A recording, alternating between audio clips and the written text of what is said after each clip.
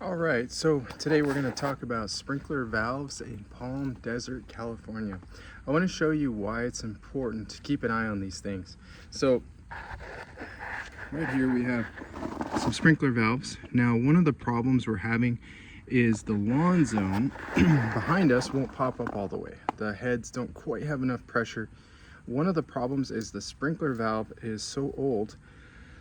One of the left sprinkler valves, it's so old that it won't open completely and let all the water flow through to the sprinkler. So today we're actually going to replace these. I'm going to show you what we do and what it looks like when it's done. So to begin with, pull all the rocks back away from the valves. We're going to cut the pipes, and then we're going to go ahead and glue some new ones in, sitting right here.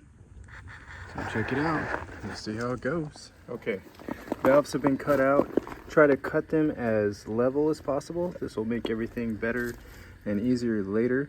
And it's important too to note that, especially in the desert communities where it's going to be really hot, make sure you use the highest quality materials you can. So what I mean, take a look here. We've got Schedule 80 pipe.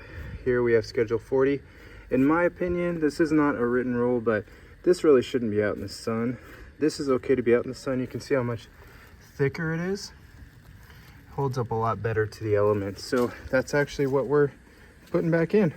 All right, so we got the valves in. I'll go ahead and show them to you. They're not quite done yet, but they're in. They're glued in. They're as level as I can get them.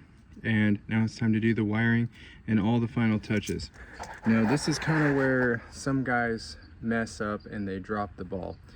Very, very important to use silicone filled wire nuts. They have to be watertight because those connections where you put the wires together will start to corrode no matter where you live. So that's what we're going to do here. We got to put all the wires back together in the right order.